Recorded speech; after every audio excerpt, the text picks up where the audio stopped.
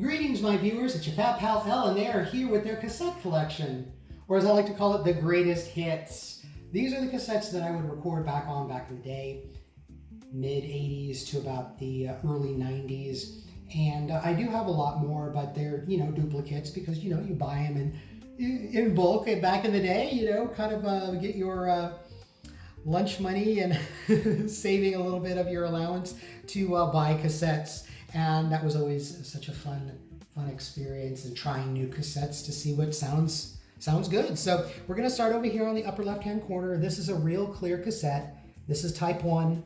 It was more than adequate for recording on your boom boxes and integrated systems. It doesn't have the high-end frequency response simply because it's kind of a lower quality type 1, maybe a notch below TDK type Ds, but still an excellent aesthetic and visually appealing cassette. You can't knock that.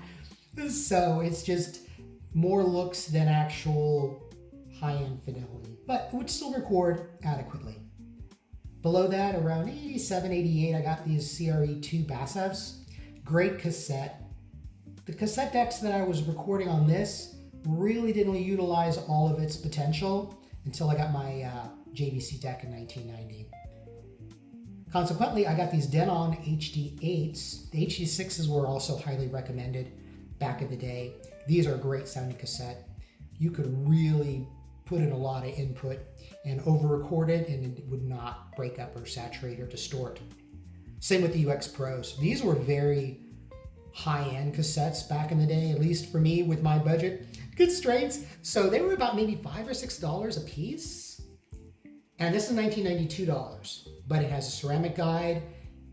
I would use these with my JVC deck with Dolby C and HX Pro, and they were quiet and very, very good quality for reproducing. So definitely UX Pros are my all-time favorite in my honest opinion.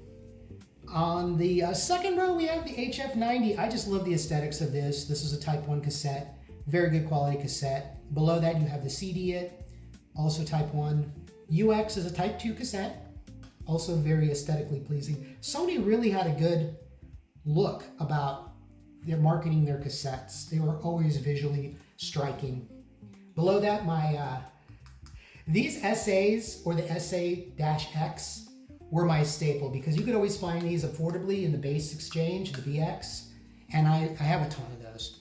And they re-record and they sound great. So overall, for value, I would go with the TDKs, the SAs.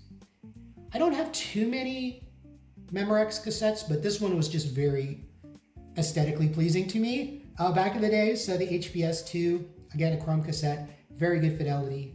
Memorex CDX2. Love this vintage style there. A lot of the old Maxells had that same look with their gold and silver. There's a TDKD.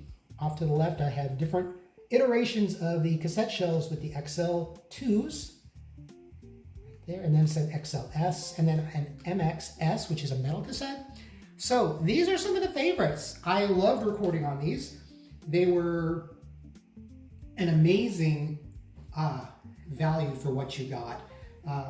And then depending on what type of recording setup you had, whether or not you would, get the maximum benefit from recording on a metal cassette or a chrome cassette was something that is definitely, really cool attribute to these. But thank you for letting me share. This is just a quick video, nothing magic, just, kind of touching bases with some of the favorites. But I appreciate all my viewers. You take care. Bye for now.